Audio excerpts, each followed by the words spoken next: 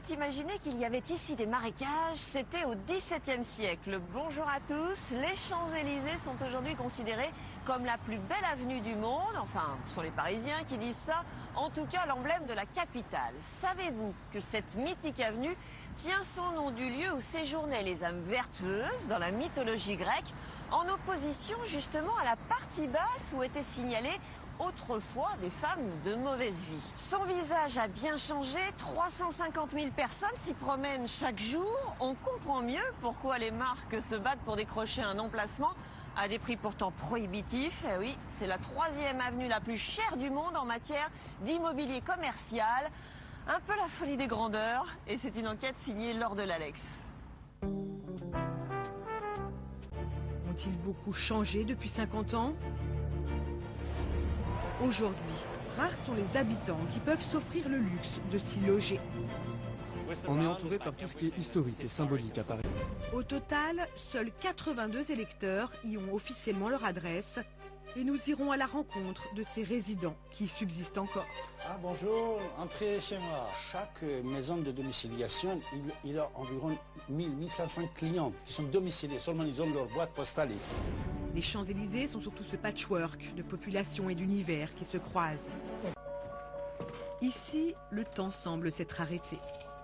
Pratiquement rien n'a changé depuis 1909, lorsque l'hôtel est racheté par le Travelers Club, un cercle privé de 750 gentlemen. 100 ans après, ils se retrouvent toujours ici pour déjeuner, organiser des soirées privées, jouer ou même dormir.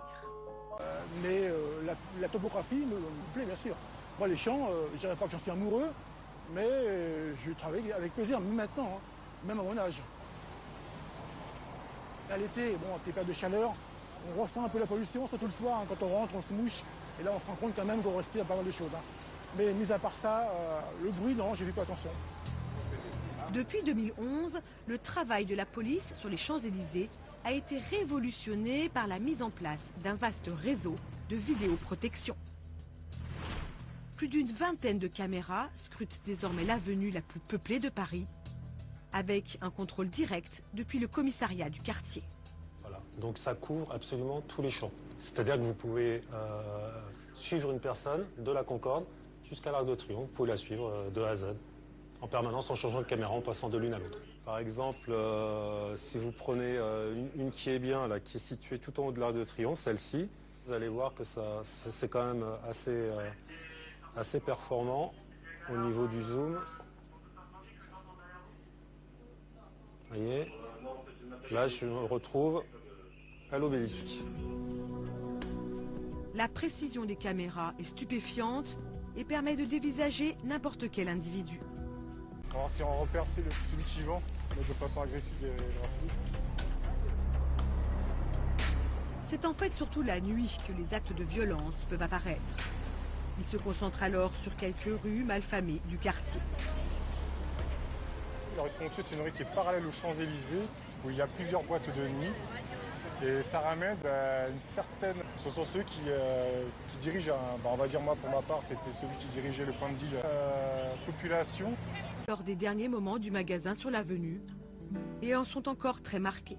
C'est quand même encore de l'émotion, ça fait drôle de revenir ici et de voir le magasin vide.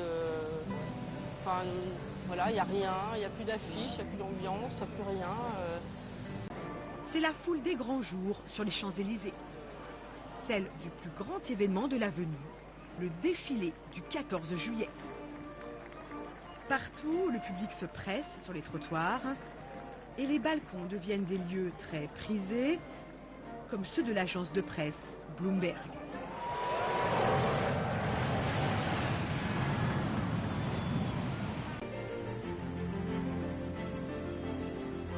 Élie de Robien est l'un des agents immobiliers spécialisés des Champs-Élysées. Il constate qu'il n'y a pratiquement plus ici de transactions entre particuliers. La période où vraiment les Champs-Élysées étaient habités, c'est avant la guerre 14. Les ventes sont vraiment rares, les dernières remontent à déjà plusieurs années. Et 99,9% a été transformé en bureau ou en commerce, donc ça n'est plus un marché, c'est un souvenir. Aujourd'hui sur l'avenue, il n'y a en fait seulement que 82 habitants officiels recensés et 82 électeurs inscrits en mairie. Parmi ce cercle très restreint, presque invisible, nous avons retrouvé l'un d'eux. Il habite au fond d'une galerie commerçante, dans un entresol. Ah bonjour, entrez chez moi. Voilà, c'est chez moi, je vous présente... David Abbassis est un intellectuel iranien. Il habite ici avec sa famille depuis 26 ans. Et venez, c'est par là mon bureau. Écrivain et journaliste, il diffuse des émissions et des chroniques dans le monde entier depuis ce petit studio. Ici, on va être capté pour YouTube. Ici, pour l'Internet, persiancnn.tv.net. Et là, c'est pour l'envoi sur le satellite Hotbird et Telestar. On va être en direct, c'est-à-dire l'émission va changer. Vous voyez, on peut régler l'image comme on veut. Voilà. Bonjour mes chers amis. À son actif, près de 5000 heures d'émissions sur des chaînes culturelles et laïques. Pour garder notre laïcité en France. Mais sa plus grande fierté, c'est celle d'habiter sur les Champs-Élysées. Bien sûr, sur mon carte de visite et sur tous mes bouquins, et sur mon journal, vous voyez juste en haut, c'est marqué 66 avenue des Champs-Élysées. Oui. Ici, je reçois des gens qui viennent des États-Unis, de Canada, du Japon, de Malaisie. Alors, quand je suis aux Champs-Élysées, c'est plus simple, plus facile pour ces gens-là pour trouver les Champs-Élysées. Et prestigieux pour moi aussi. Ce n'est pas seulement pour moi, pour le monde entier. Dans n'importe quelle ville du monde, s'il peut, le plus bel avenue, il appelle les Champs-Élysées. Même s'ils n'ont pas changé le panneau, il dit c'est Champs-Élysées de Beyrouth, c'est Champs-Élysées de Tokyo, etc. Mais l'avenue jouit d'un tel prestige que d'innombrables personnes ou entreprises tentent d'y avoir une adresse. Quand je parle de Champs-Élysées, les gens ils ne croient pas. Pourquoi? Puisqu'il y a plusieurs milliers de personnes qui sont domiciliées sur Champs-Élysées. Par exemple, au 66 avenue de Champs-Élysées, nous avons 5 bureaux de domiciliation. Chaque maison de domiciliation, il a environ 1500 clients qui sont domiciliés. Seulement, ils ont leur boîte postale ici. C'est pour ça que les banques n'ouvrent aucun compte pour les gens qui sont domiciliés aux Champs-Élysées. Parce que si on n'a pas un bureau de domiciliation, ils viennent aujourd'hui, ils vont partir demain. Ils n'ouvrent pas le compte à la banque. David, lui, est bien propriétaire de cet appartement et ses enfants sont nés et ont grandi là. C'était sa première marche sur Champs-Élysées. Il a commencé à marcher sur Champs-Élysées. Sa fille Morgane, elle aussi électrice, a en tout cas trouvé son bonheur sur les Champs-Élysées. Franchement, pour moi, c'est assez sympa puisque quand j'ai rendez-vous par exemple avec mes copines, mes amis, tout ça, la plupart du temps c'est sur les Champs-Élysées. Surtout qu'il y a plein de boutiques, maintenant des boutiques populaires qu'il n'y avait pas avant. Et puis, je trouve que c'est assez sympa sur les Champs-Élysées, on peut trouver ce qu'on veut. David, lui, a bien vu l'évolution commerciale des Champs-Élysées et pour cause, il possédait dans cette galerie 4 petits commerces. Là, on avait sur 2 niveaux plusieurs boutiques. J'étais propriétaire de 4 boutiques. On faisait des petits services, petits restaurants que j'avais là ici. Maintenant, c'est tout ça, c'est un seul lot. Voilà. Champs-Élysées a changé. Dans n'importe quel numéro de Champs-Élysées, presque, vous aviez une brasserie, café. Après, c'était acheté par les grandes marques ou par les fast-food. C'est pas la même chose. Avant, c'est vrai que les grandes marques n'existaient pas. C'était des petits magasins individuels, on peut dire. Mais maintenant, c'est des grandes marques. Mais la plus belle avenue du monde a-t-elle réellement changé de visage? Mais les Champs-Élysées la nuit, c'est aussi la fête et une adresse incontournable, le Lido. Présent sur l'avenue depuis 1946, les spectacles illuminent l'avenue par une profusion de costumes et de décors, et bien sûr de danseuses aux mensurations parfaites.